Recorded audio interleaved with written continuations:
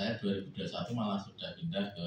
Menindaklanjuti hasil sidak Komisi 3 DPRD Kabupaten Nganjuk terkait lahan relokasi warga terdampak proyek pembangunan bendungan Semantok di Desa Sambikerep, Kecamatan Rejoso, Kabupaten Nganjuk, Komisi 3 DPRD Kabupaten Nganjuk menggelar rapat dengar pendapat di ruang rapat kantor DPRD Kabupaten Nganjuk. Rapat dengar pendapat ini dipimpin oleh Wakil Ketua Komisi 3 DPRD Nganjuk Raditya Haria Yuangga, dihadiri oleh anggota Komisi 3 DPRD Nganjuk, dan dihadiri oleh Kepala Bapeda Kabupaten Nganjuk, Dinas Perkim, Dinas Lingkungan Hidup, Kepala Kecamatan Rejoso, Kepala Desa dan Perangkat Desa Sambikerep, serta perwakilan warga terdampak proyek pembangunan bendungan Semantok.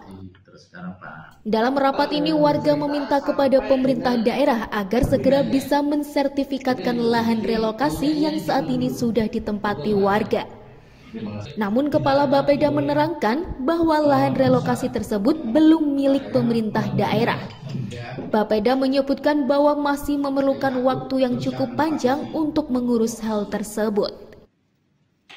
Menjadi milik pemerintah daerah. Tak hanya itu, Wakil Ketua Komisi 3 DPRD Nganjuk Raditya Haria Yuangga juga mempertanyakan kepada Bapeda mengenai lahan 2 hektar yang diberikan kepada yayasan untuk membangun masjid.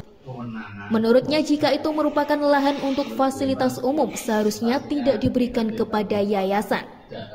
Menanggapi hal itu, Bapeda Nganjuk akan melakukan cross-check ulang terkait hal tersebut. Jadi terkait permasalahan relokasi lahan Semantok yang sudah 6 tahun lebih itu masih terkatung-katung.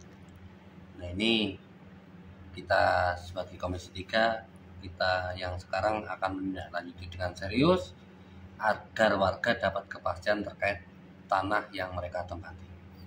Mungkin keluhan yang diungkapkan dari pemerintah apa aja? Jadi ada beberapa permasalahan kemarin tadi yang disampaikan oleh warga dan pemerintah daerah ataupun OPD, bahwasanya masih terganjal beberapa persyaratan dan perencanaan yang tidak sesuai daripada pemerintah daerah terkait dengan janji yang disampaikan kepada warga. Mungkin langkah dari DPRD sendiri apa? Langkah DPRD setelah tindak lanjut ini, kita akan memanggil kembali beberapa yang mengurusi waktu itu terkait dengan Semantok. Jadi kita ingin memanggil juga kepada Pak Bupati agar memberikan satu kepastian terkait dengan Semantok ini.